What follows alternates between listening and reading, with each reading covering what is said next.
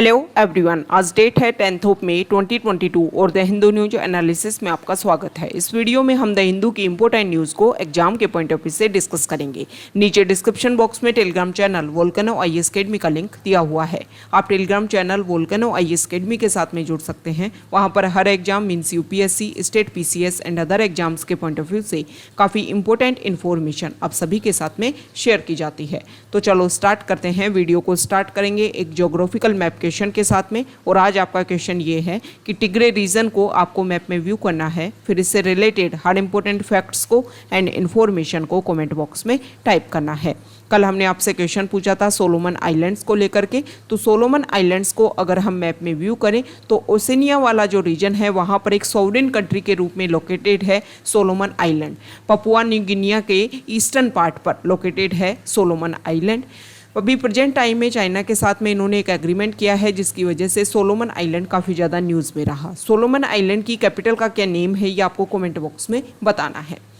The Hindu में अगर हम इम्पोर्टेंट न्यूज़ को डिस्कस करें तो सबसे पहले फ्रंट पेज पर इम्पोर्टेंट न्यूज़ रिलेटेड है रविंद्रनाथ टैगोर को लेकर के। उनकी 161वीं बर्थ एनिवर्सरी को सेलिब्रेट किया गया और उसी टाइम वेस्ट बंगाल की चीफ मिनिस्टर ममता बनर्जी ने CBI central bureau of investigation को लेकर के उनकी एक इन्वेस्टिगेशन चल रही थी उसको लेकर के कुछ यहाँ पर आर्ग्यूमेंट किए, कुछ एक स्टेटमेंट दिया कि आपने जो रविंद्रनाथ टैगोर को जो नोबेल प्राइज़ मिला था वो विश्व भारती यूनिवर्सिटी से लगभग 2000 के टाइम में शांति निकेतन जगह पर जो विश्व भारती यूनिवर्सिटी है वहाँ पर 2004 में जो नोबेल प्राइज़ मेडल जो है वो खो गया था, जिसकी इन्वेस्टिगेशन का प्रोसीजर जो है वो सीबीआई ने स्टार्ट किया था। सीबीआई को हैंड ओवर किया गया था कि आप इसकी इन्वेस्टिगेशन कीजिए। 2007 में सीबीआई ने इस केस को क्लोज कर दिया और उन्होंने ये बात रखी कि मेडल को दोबारा से निकालने में, खोजने में, डिस्कवर करने में वो असफल अनेबल रहे हैं। लेकिन 2008 में इस इन्वेस्टिगेशन को दोबारा से ओपन किया गया, okay, by the CBI only to be closed by the agency a year later. एक साल पहले ही क्लोज किया गया, फिर दोबारा से इसको ओपन किया गया। लेकिन अभी तक जो मेडल है उसकी डिस्कवरी नहीं हो सकी है कि कहाँ पर, किस कारण से और किस तरीके से उसको स्टोलन कर लिया गया था, ओके। तो यहाँ पर रविंद्रनाथ टैगोर से रिलेटेड कुछ बेसिक फैक्ट्स हम डिस्कस करेंगे जो हमारे स्पेसिफिक अगर हम देखें तो प्रीलिम्स के पॉइंट ऑफ व्यू से भी इम्पोर्टेंट है और मेंस का जीएस पेपर 1 जो है उसके पॉइंट ऑफ व्यू से भी इम्पोर्टेंट है। जो रविंद्रनाथ टैगोर हैं उनको गुरुदेव के नाम से जाना जाता है, आप सभी को पता है। वो एक writer, poet, play right, philosopher, इसके अलावा कोरियोग्राफर, म्यूज़िक कंपोज़र, इन सभी का, इसके अलावा उन्होंने एक एजुकेशनल इंस्टीट्यूशन विश्व भारती का भी फाउंडेशन रखी थी। ये जो रविंद्रनाथ टैगोर थे वो 8 साल की एज में ही जो पोइट्री है उसको लिखने लग गए थे और जब वो 16 ईयर ओल्ड थे तब पहली बार उनका फर्स्ट कलेक्शन ऑफ पोइम जो है उन्होंने पेन नेम अपना रखा था, मतलब इस नाम से वो अपनी पोइम लिखते थे और उनका पेन नेम था भानु सिम्हा। इस पेन नेम के अंडर उन्होंने फर्स्ट कलेक्शन ऑफ पोइम अपनी 16 ईयर्स की एज में निकाल दिया था। इसके अलावा 1929 और 1937 में जो वर्ल्ड पार्लियामेंट फॉर रिलीजन हुई उसमें भी उन्होंने पार्टिसिपेट किया था। अगर उनके कंट्रीब्यूशन की बात करें तो हमारे इंडिया का और बांग्लादेश का जो नेशनल एंथम है वो उन्होंने ही लिखा था। इसके अलावा अगर हम बात करें अवार्ड्स की तो गीतांजलि के लिए उनका नोवेल था गीतांजलि, जिसके लिए 1913 में उनको वो फर्स्ट इंडियन बने जिनको लिटरेचर में नोबेल प्राइज़ मिला था। तो ये कुछ बेसिक फैक्ट्स हैं जो आपको पता होना चाहिए। नेक्स्ट यहाँ पर सीबीआई जो टर्म है इसको लेकर के क्वेश्चन है। तो सीबीआई जो है वो आप सभी को पता है कि 1946 का जो डीपीएससी एक्ट है उससे अपनी पावर्स को गेन करता है, ओके। आपका क्वेश्चन ये है, आपको ये बताना है कि 2013 का जो लोकपाल एक्ट है उसमें एक रिकमेंडेशन दी गई थी कि सीबीआई के डायरेक्टर को इस तरीके से अपॉइंट किया जाएगा। एक कमेटी की बात की गई थी, तो उस कमेटी में कौन कौन मेंबर होंगे ये आपको कमेंट बॉक्स में बताना है। सीबीआई को लेकर के पहले भी हम डिस्कशन कर चुके हैं कि सीबीआई जो है किसी भी केस को लेकर के किसी स्टेट में अपनी जो भी जांच जो है, एग्जामिन जो है वो रेगुलर कर सकती है। सेंट्रल गवर्नमेंट उसको अप्रूवल दे सकती है, लेकिन सेंट्रल गवर्नमेंट अगर सीबीआई को अप्रूवल देती है तो पहले सीबीआई को उस स्टेट से अप्रूवल लेना होता है, ओके। लेकिन अगर जुडिशरी बोलती है कि आप ये केस है इससे रिलेटेड जांच कीजिए, चाहे वो किसी स्टेट से रिलेटेड हो या कहीं पर भी रिलेटेड हो, तो अगर जुडिशरी इसमें ऑर्डर पास करती है तो सीबीआई को स्टेट से अप्रूवल लेने की ज़रूरत नहीं है। नेक्स्ट इंपॉर्टेंट आर्टिकल है सिडिशन लॉ को लेकर के। बार बार ये डिस्कशन इंडिया में चलता रहता है कि हम चाहते हैं ब्रिटिश इंडिया के टाइम में जो भी रूल्स एंड रेगुलेशन उस टाइम में किस तरीके से हमारे इंडिया की इंडिपेंडेंस जो जर्नी थी उसको रोकने के लिए बहुत सारे रूल्स एंड रेगुलेशन बनाए गए होंगे और उनको आज भी हम रेगुलर कर रहे हैं।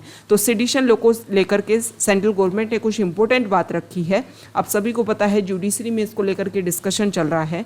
1962 में केदारनाथ केस में जो जुडिशरी ने, सुप्रीम कोर्ट ने जो बात रखी थी कि सेडिशन लॉ को अपहेल्ड किया जाएगा, उसी को लेकर के कि क्या रेगुलर रहना चाहिए या नहीं रहना चाहिए। 75 ईयर ऑफ इंडिपेंडेंस को इंडिया सेलिब्रेट कर रहा है, उसके अकॉर्डिंग क्या हमें इंडिपेंडेंस को लेकर के जो भी रूल्स एंड रेगुलेशंस हैं उनको जो भी अगर वायलेट करते हैं तो उनके ऊपर रिस्ट्रिक्शंस लगाई जाने की ज़रूरत है या नहीं है। तो सेडिशन लॉ को लेकर के सेंट्रल गवर्नमेंट ने बोला है कि हम इसको रिकंसीडर करेंगे।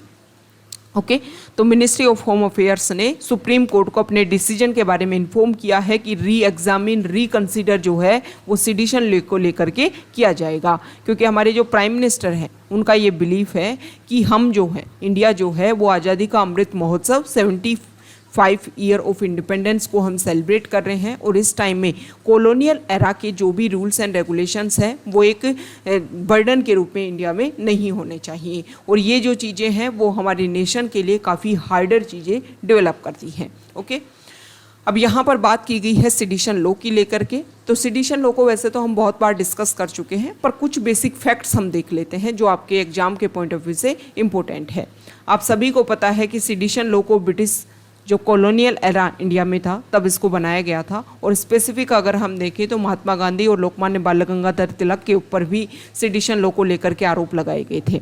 ओके अब सेडिशन लॉ में क्या होता है कि आपने कहीं स्टेटमेंट दिया, स्पेसिफिक ये देखा जाता है कि आपकी स्टेटमेंट की वजह से आपने स्टेटमेंट दिया, कहीं पर कुछ लिखा, कुछ ऐसे आपने संकेत पास किए या फिर कुछ ऐसे हिटर्ड स्टेटमेंट सामने आए, वर्ड सामने आए जिसकी वजह से इंडिया की कंट्री की सॉवरेनिटी इंटीग्रिटी को नुकसान पहुंच रहा है या फिर सोसाइटी में जो कॉन्फ्लिक्ट है वो क्रिएट हो रहा है, तो उसको सेडिशन लॉ के अंडर माना जाता है।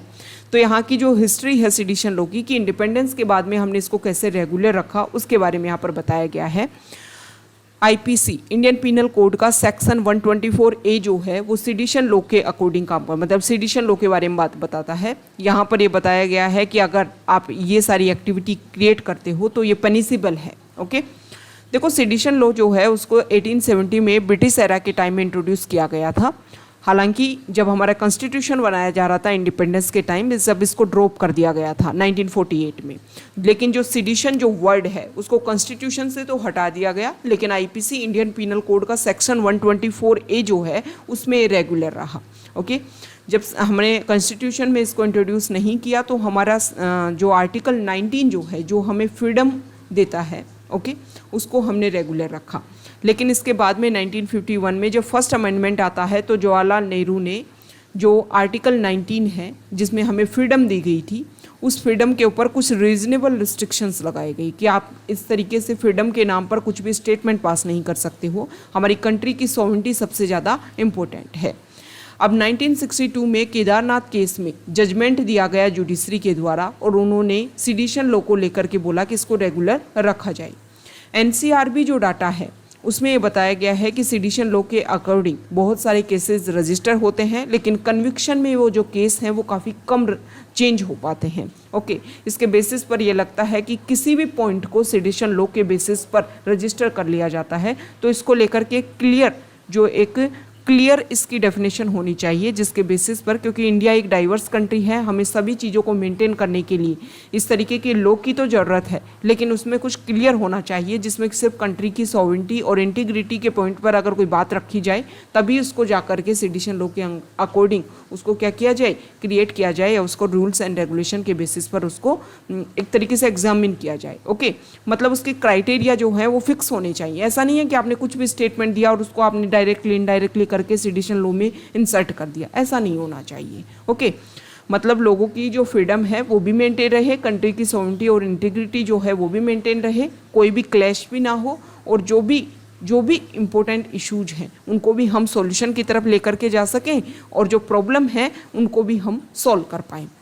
नेक्स्ट इंपॉर्टेंट आर्टिकल जो है यहाँ पर श्रीलंका में आप सभी को पता है इकोनॉमिक क्राइसिस देखने को मिल रहे हैं जिसकी वजह से बहुत ज़्यादा वायलेंस वहाँ पर क्रिएट हो रहा है।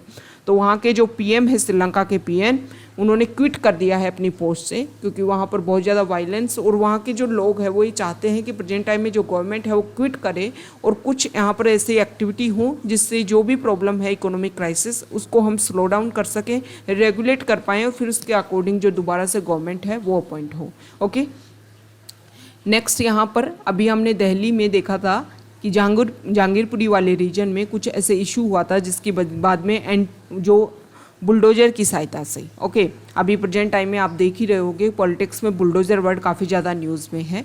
और अभी दिल्ली में जो म्यूनिसिपल कॉरपोरेशन है, वो म्यूनिसिपल कॉरपोरेशन जो है वो 3 पार्ट में डिवाइड है। तो साउथ दिल्ली म्यूनिसिपल कॉरपोरेशन जो है वो बीजेपी रूल्ड है, तो वहाँ पर दोबारा से बुलडोजर पॉलिटिक्स देखने को मिली। नेशनल कैपिटल में फिर से वहाँ पर कुछ एनक्रोचमेंट के नाम पर कुछ यहाँ पर डिस्ट्रॉय किया जा रहा है। ये वही एरिया है शाहीन बाग जहाँ पर सीएए के विरोध में काफ़ी लंबे टाइम तक प्रोटेस्ट देखने को मिला था। ओके, तो यहाँ पर कुछ जो भी ऐसा बोला जा रहा है कि एंटी एनक्रोचमेंट एक्टिविटी को यहाँ पर रेगुलर किया जा रहा है। उस टाइम हमने देखा था कि सुप्रीम कोर्ट ने यहाँ पर अपने ऑर्डर पास किए थे कि इस तरीके से आप अचानक से आकर के कुछ भी डिस्ट्रॉय नहीं कर सकते हो। ओके, इसके लिए पहले आप नोटिफिकेशन पास करो, पहले एक ऑर्डर के प्रोसीजर के अकॉर्डिंग यहाँ पर वर्क करो, तभी जा कर के ये सारी जो चीज़ें हैं वो इम्प्लीमेंट होनी चाहिए। नेक्स्ट यहाँ पर जो आर्टिकल है वो बे ऑफ बंगाल में जो साइक्लोन देखने को मिल रहा है, साइक्लोनिक स्टॉर्म, इसकी वजह से जो ओडिशा कोस्ट है वो इफेक्ट हो सकता है। लेकिन यहाँ पर बताया गया है कि आसानी साइक्लोन जो यहाँ पर आने वाला है वो वीकन है, मतलब ओडिशा कोस्ट को इतना जितना इफेक्ट करने वाला था उतना इफेक्ट यहाँ पर नहीं करेगा। ओके, नेक्स्ट इंपॉर्टेंट आर्टिकल है पेज नंबर 5 पर, और यहाँ पर नेशनल फैमिली हेल्थ सर्वे के कुछ डाटा पब्लिश हुए हैं। नेशनल फैमिली हेल्थ सर्वे ने अपने डाटा में बात बताई है कि वीमेन अल्कोहल का कितना कंज्यूम करती हैं। तो उन्होंने बताया कि 15 to 49 एज ग्रुप में ओनली 1% वीमेन जो हैं वो अल्कोहल को कंज्यूम करती हैं। इसमें बताया गया है कि 17% जो है, इन 1% में से भी अगर हम डिवाइड करें तो 17% जो है वो एवरीडे कंज्यूम करती हैं और 37% जो है वो वीक में केवल वो एक बार कंज्यूम करती हैं। सबसे ज़्यादा हाईएस्ट परसेंटेज अगर हम देखें तो अरुणाचल प्रदेश में सबसे ज़्यादा हाईएस्ट परसेंटेज देखने को मिला है जहाँ पर वीमेन अल्कोहल को कंज्यूम करती हैं। तो ये टॉप 5 हैं जहाँ पर वीमेन कंज्यूम करती है, तो ये टॉप 5 हैं जहाँ पर मैन कंज्यूम करते हैं। गोवा में सबसे ज़्यादा मैन का देखने को मिला है, और बॉटम में अगर हम देखें तो यूपी, बिहार, गुजरात, लक्षद्वीप, तमिलनाडु, यहाँ पर वीमेन जो है वो बहुत कम अल्कोहल कंज्यूम करती हैं। ओके, और मैन में अगर आप सबसे कम देखें तो लक्षद्वीप में सबसे कम मैन जो हैं वो अल्कोहल कंज्यूम करते हैं। यहाँ पर ये बताया गया है कि रूरल एरियाज़ में जो कंजम्पशन है वो अगर हम देखें तो थोड़ा ज़्यादा है। ओके, नेक्स्ट यहाँ पर जो आर्टिकल है वो एडिटोरियल पेज पर है। फर्स्ट आर्टिकल रिलेटेड है खालिस्तानी जो एक्टिविटीज़ हैं उनको लेकर के। यहाँ पर 2 अलग अलग एरिया के इशू के बारे में बात की गई है कि पंजाब में भी कुछ खालिस्तानी रिलेटेड जो लोग हैं उनको कि खालिस्तानी एक्टिविटी को प्रमोट कर रहे थे, उन लोगों को अरेस्ट किया गया है, और हिमाचल प्रदेश में भी इस तरीके के स्लोगन और ये सब कुछ देखने को मिला।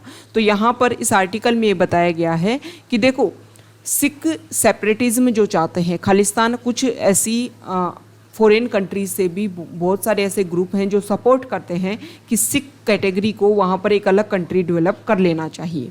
ऐसे तो इंडिया में बहुत सारी डाइवर्सिटी है, अगर अलग अलग कंट्री डेवलप करने लगेंगे तो इंडिया के तो बहुत सारे पार्ट हो जाएंगे। तो यहाँ पर सिख जो सेपरेटिज्म है उसको लेकर के इस आर्टिकल में बोला गया है कि प्रेजेंट टाइम में जो एक्टिविटीज़ चल रही हैं, ओके, और सिख फॉर जस्टिस जो ग्रुप है उसको इंडिया में बैन भी किया गया है। उसकी एक्टिविटीज़ भी बहुत सारे जो भी अभी हम कुछ टाइम पहले देखें तो अप्रैल लास्ट में सिख फॉर जस्टिस को लेकर के कि उस ग्रुप का जो फाउंडिंग डे है उसको सेलिब्रेट करने के लिए लुधियाना में कुछ एक्टिविटी होती है और उसके बाद में वहाँ पर क्लैश क्रिएट होता है।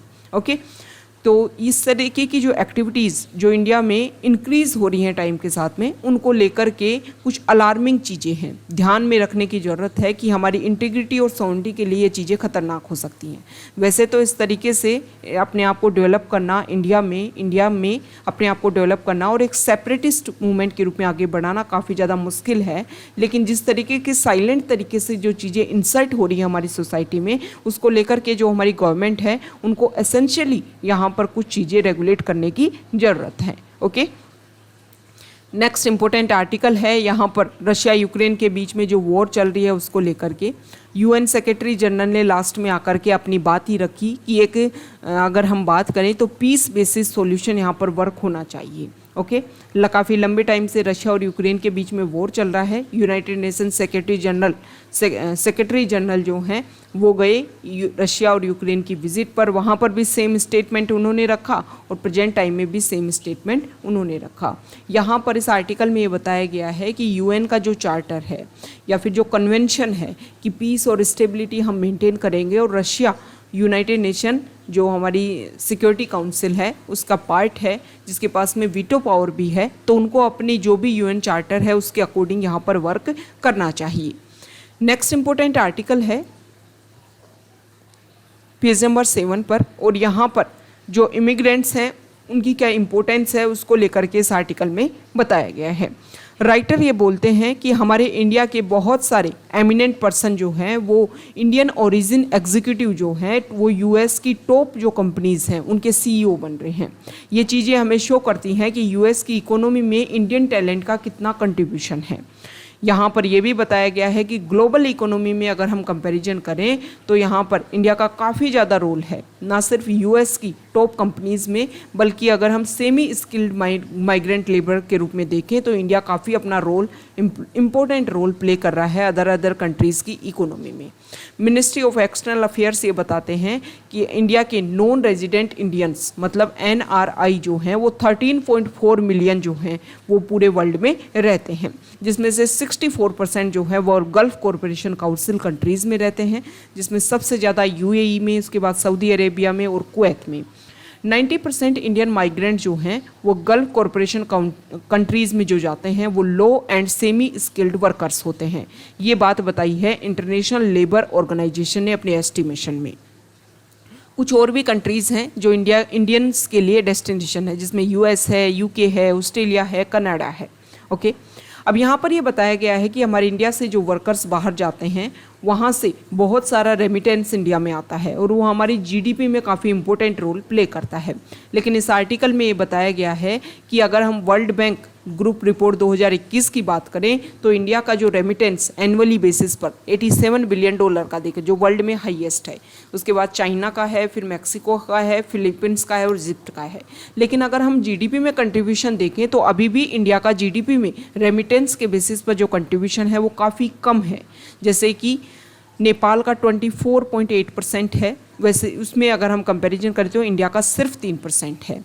वैसे अगर हम डायरेक्टली रेमिटेंस का एक तरीके से एस्टिमेशन लगाएं तो फॉरेन डायरेक्ट इन्वेस्टमेंट से भी ज़्यादा फ्लो है हमारे इंडिया में, FDI से भी ज़्यादा फ्लो है रेमिटेंस का।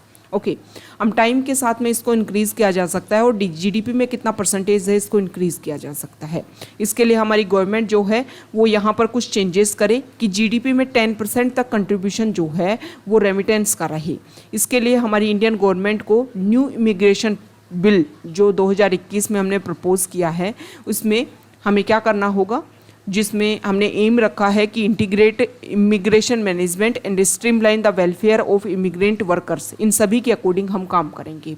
इसके अलावा इस आर्टिकल में ये भी बताया गया है कि इमिग्रेशन चेक रिक्वायर्ड कैटेगरी जो है of workers applying for migration to 18 notified countries. Okay कुछ मॉडिफाई किए जाएंगे सिस्टम में, कुछ चीज़ें चेंज की जाएगी। यहाँ पर ये भी बताया गया है कि किसी भी वर्ल्ड में किसी भी कंट्री में अगर हमारे इंडिया से लोग जा रहे हैं तो हमें क्या करना होगा। अभी हम देख रहे हैं कि गल्फ़ कंट्री जो हैं वहाँ पर बहुत सारे इंडियंस जाते हैं लेकिन अभी वो लो और सेमी स्किल्ड हैं। तो इंडिया हमारे जो स्किल्ड प्रोग्राम है उनका यूज़ करके उनकी स्किल डेवलपमेंट कर सकती है ताकि उनसे जो रेमिटेंस जनरेट हो ज़्यादा से ज़्यादा हो सके। पॉपुलेशन बहुत सारी बाहर है लेकिन उनका जो कन्वर्जन है वो काफ़ी कम है क्योंकि प्रॉब्लम आती है स्किल के ऊपर। तो स्किल डेवलपमेंट अगर हम करें तो रेमिटेंस जो है वो बहुत ज़्यादा इंक्रीज़ हो सकता है। हमारे जो भी वर्कर्स हैं उनके लिए बहुत सारी हम एक्टिविटी कर सकते हैं ताकि अदर कंट्रीज़ में उनकी सिक्योरिटी को मेंटेन रखने के लिए भी इंडियन गवर्नमेंट हेल्प कर सकती है। इसके लिए इंडियन गवर्नमेंट ने मदद प्रोग्राम भी स्टार्ट किया था और इसमें जो भी ग्रीवेंसेस देखने को मिली उसमें से ज़्यादातर ग्रीवेंसेस को इंडियन गवर्नमेंट ने सॉल्व भी किया है। इससे क्या होगा, हम एक फेथ जनरेट करेंगे उन सारे वर्कर्स में और जो इंडियन गवर्नमेंट जो है वो अपना कंट्रीब्यूशन जब देगी तो वहाँ से इनडायरेक्टली डायरेक्टली जो कंट्रीब्यूशन है वो भी हमारे GDP में देखने को मिलेगा। नेक्स्ट इंपॉर्टेंट आर्टिकल है पेज नंबर 8 पर, और यहाँ पर किस तरीके से सर्च इंजन अपने एल्गोरिदम के अकॉर्डिंग वर्क करते हैं, इसके बारे में यहाँ पर बताया गया है। देखो, जो भी सर्च इंजन है प्रेजेंट टाइम में, गूगल सर्च इंजन या फिर जो अदर सर्च इंजन है, इसमें अगर हम देखें तो वो एक एल्गोरिदम पे काम करते हैं। आपने हिस्ट्री में किस तरीके से वर्क किया है, आपकी कौन कौन सी एक्टिविटीज़ हैं, उन सभी के बेसिस पर जो भी कंपनीज़ के प्रोडक्ट्स हैं वो आपके सामने रखे जाते हैं।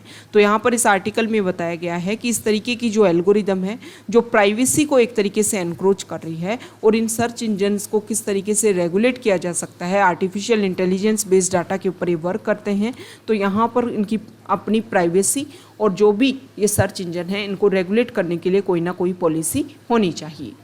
Next important article page number 10 पर, और अभी फ्रंट पेज पर जो हमने सेडिशन लॉ को लेकर के डिस्कस किया उसी में यहाँ पर बताया गया है कि हमारे पीएम और सीजीआई जो हैं वो आउटडेटेड लॉज को लेकर के किस तरीके से एग्री हो रहे हैं। सीजीआई ने लास्ट ईयर जुलाई 2021 में बात रखी थी सेडिशन लॉ को लेकर के कि ये आउटडेटेड लॉज हैं, और जिस तरीके से हमारी गवर्नमेंट बहुत सारे लॉज को यहाँ पर नल एंड वॉइड डिक्लेयर कर देती है, सेम इसी तरीके से सेडिशन लॉ को भी करना चाहिए। और अब हमारे प्राइम मिनिस्टर ने भी ये बात बोली है कि हमें सेडिशन लॉ को लेकर के दोबारा से रिव्यू करने की ज़रूरत है।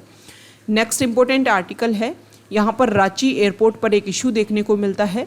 इंडिगो एयरलाइंस जो है उसने एक बच्चे को वहाँ पर एक तरीके से कुछ इशू क्रिएट हुआ, तो इसको लेकर के civil aviation minister Jyotiraj Scindia जो हैं उन्होंने एक बात बोली कि हम इन तरीके के जो इंसिडेंट होते हैं उनके लेकर के जीरो टॉलरेंस पॉलिसी को फॉलो करते हैं। इंडिगो ने डिनाई कर दिया एक बच्चे को बोर्डिंग करने से, कुछ स्पेशल नीड्स थी फ्लाइट में उस बच्चे को लेकर के, तो उन्होंने डिनाई कर दिया कि आप जो फ्लाइट है उसमें नहीं आ सकते हो। तो यहाँ पर जो NCPCR है, national commission for protection of child rights, उन्होंने झारखंड पुलिस से पूछा है कि आपने FIR रजिस्टर की है या नहीं की है इंडिगो के खिलाफ में। ओके, NCPCR ने ये भी बात बोली है कि 2016 का जो एक्ट है, right of persons with disabilities act, इसको वायलेट करता है। ओके, ये जो भी इशू हुआ है, सेम इसी तरीके का 2012 में भी एक इशू देखने को मिला था जिसमें व्हेन डिसेबिलिटी राइट एक्टिविस्ट जीजा घोष जो है वो 2012 में एक सिमिलर इंसिडेंट हुआ था। उन्होंने जब PWD को लेकर के कुछ रूल्स फ्रेम हुए थे, तो यहाँ पर सेरेब्रल पाल्सी से वो सफ़र करती थी, और उन्होंने स्पाइस जेट फ्लाइट को लेकर के डिबोर्डेड उनको कर दिया गया था क्योंकि पायलट को ये लगा कि वो मैड है। ओके, तो यहाँ पर NCPCR जो है उससे रिलेटेड हम कुछ बेसिक फैक्ट्स हम देख लेते हैं जो हमारे एग्जाम के पॉइंट ऑफ व्यू से इम्पोर्टेंट है। देखो जो NCPCR जो है, यहाँ देखिए एक मिनट, NCPCR एक स्टैच्यूटरी बॉडी है। स्टैच्यूटरी बॉडी क्या होती है, पहले कोई एक्ट बनाया गया गवर्नमेंट के द्वारा, पार्लियामेंट में एक एक्ट बनाया गया, उस एक्ट में सारी चीज़ें पहले क्लियर की गई किस तरीके से एक ऑर्गेनाइजेशन बनाएंगे, उसका ये स्ट्रक्चर होगा, इसमें इस तरीके से मेंबर्स को अपॉइंट किया जाएगा। मतलब एक लॉ बेस्ड पर, एक पहले एक लॉ आपने पास किया, उसके बेस्ड पर आप कोई ऑर्गेनाइजेशन बनाओ तो उसको आप बोलते हो स्टैच्यूटरी ऑर्गेनाइजेशन। तो एक स्टैच्यूटरी ऑर्गेनाइजेशन है NCPCR, और इसको 2005 में इसको एस्टेब्लिश किया गया था। मार्च 2007 में ये सेटअप कर दिया गया था। 2005 का जो एक्ट है उसने इसको क्या किया गया था, एस्टेब्लिश कर दिया था। ओके, स्टैच्यूटरी बॉडी है, ministry of women and child development के अंडर आती है। इसका काम ये है इस कमीशन का कि वो सारी पॉलिसी चाइल्ड राइट्स को लेकर के कोई भी पॉलिसी जो हो वो अच्छे से इम्प्लीमेंट हो पाए, और UN की जो कन्वेंशन है राइट्स ऑफ द चाइल्ड उसको भी अच्छे से हम इंडिया में अप्लाई कर पाएँ। चाइल्ड की डेफिनेशन अगर हम CPCR एक्ट के अगर अंडर देखें तो 0 से 18 साल एज ग्रुप के जो बच्चे हैं उनको चाइल्ड की डेफिनेशन में रखा गया है। नेक्स्ट इंपॉर्टेंट आर्टिकल, यहाँ हमारे जो आर्मी चीफ हैं उन्होंने ये बात बताई है कि चाइना जो है वो अभी प्रेजेंट टाइम में LAC वाले रीजन पर जो इशू चल रहा है उसको अलाइव चाहता है, वो रेगुलर चाहता है कि ये प्रॉब्लम बनी रहे। अभी प्रेजेंट टाइम में रशिया यूक्रेन वॉर को लेकर के जो सिचुएशन है उसमें हमारे आर्मी चीफ ने बात रखी है कि इस तरीके की वॉर जो है वो रेगुलर हो सकती हैं, किसी भी एरिया में हो सकती हैं। इसके लिए इंडियन गवर्नमेंट क्या कर रही है कि हम धीरे धीरे कोशिश कर रहे हैं कि अपनी इंडिपेंडेंस अदर कंट्रीज़ पर खर्च ख़त्म करें, और बहुत सारे जो हमारी एक तरीके से आर्मी के बेहतरीन जो इक्विपमेंट्स हैं उनको हम डेवलप करें ताकि इंडिया हमेशा अपने आप को प्रिपेयर रख पाए। Next important article page number 12 पर, यहाँ पर हमारे जो health minister mister Mansukh Mandaviya जो हैं उन्होंने बोला है कि एक्सेसिबल और अफोर्डेबल हेल्थ केयर जो है वो सभी के लिए होना चाहिए। यहाँ पर 1945 में जब वर्ल्ड वॉर सेकेंड ख़त्म हुआ तो उसकी जो डेट है उसको विक्ट्री डे के रूप में सेलिब्रेट किया है। तो यहाँ पर रशिया के जो, यहाँ देखिए, रशिया के जो एनवॉय हैं उन्होंने स्पेशल मैसेज दिया है, स्पेसिफिक उन्होंने इंडिया की बात रखी है कि इंडिया ने जिस तरीके से अपना स्टैंड रखा है उसको लेकर के उन्होंने स्पेशल थैंक्स किया है। अभी हमारे प्राइम मिनिस्टर की विजिट होगी जापान में क्वाड ग्रुप की मीटिंग को लेकर के, हो सकता है जून में G7 कंट्री जो हैं वो भी इंडिया को बुलाएं और वहाँ पर इन सारे पॉइंट्स के ऊपर इंडिया को एक तरीके से प्रेशराइज करने की कोशिश की जा सकती है। तो उसी को लेकर के उससे पहले ही रशिया ने अपना स्टेटमेंट दिया है कि इंडिया का जो स्टैंड है, अपना किसी भी से भी इन्फ्लुएंस ना होकर के अपना जो क्लियर स्टैंड जिस तरीके से इंडिया रख रहा है वो इंडिया के लिए काफ़ी ज़्यादा इम्पोर्टेंट है। यहाँ पर असम राइफल्स ने ऑपरेशन डूडी 1991 में एक ऑपरेशन कंडक्ट करवाया था असम राइफल्स ने। तो वहाँ उस ऑपरेशन के जो भी सर्वाइविंग सोल्जर्स हैं उन सभी को ऑनर किया गया है। असम राइफल्स जो वर्ड है वो हमारे एग्जाम के पॉइंट ऑफ व्यू से इम्पोर्टेंट हो जाता है। अगर हम असम राइफल्स की बात करें तो असम राइफल्स को सबसे लेकर के सबसे बड़ा इशू ये रहता है कि 2 मिनिस्ट्री के अंडर आता है। 2 मिनिस्ट्री मतलब मिनिस्ट्री ऑफ डिफेंस के अंडर भी आता है और मिनिस्ट्री ऑफ होम अफेयर्स के अंडर भी आता है। तो यहाँ पर इसको लेकर के इशू रहता है। असम राइफल्स जो 6 सेंट्रल आर्म्ड पुलिस फोर्सेज हैं उसकी में से ही एक है और मिनिस्ट्री ऑफ होम अफेयर्स जो है उसका एडमिनिस्ट्रेटिव कंट्रोल है जो असम राइफल्स है उसके ऊपर, और ये जो 6 सेंट्रल आर्म्ड पुलिस फोर्सेज हैं इनके ऊपर भी। ये जो 6 फोर्सेज हैं इनका नेम यहाँ पर दे रखा है जिसमें SSB है, BSF है, CRPF है, ITBP है और CISF है। असम राइफल्स की अगर हम बात करें तो एक ओनली पैरामिलिट्री फोर्स है जिसके ऊपर ड्यूअल कंट्रोल है। ये जो असम राइफल जो है वो नॉर्थ ईस्ट में इंडियन आर्मी के साथ में मिल करके हमारे उस एरिया में लॉ एंड ऑर्डर को मेंटेन करने में काम करती है और इंडो म्यांमार बॉर्डर रीजन जो है उसको प्रोटेक्ट करने का भी काम करती है। तो ये आज का हमारा द हिंदू न्यूज़पेपर का डिस्कशन था। अगर आप यहाँ तक आए हैं, वीडियो आपको अच्छा लगा है तो प्लीज़ वीडियो को लाइक कीजिए, शेयर कीजिए और चैनल को सब्सक्राइब कीजिए। Okay, thank you.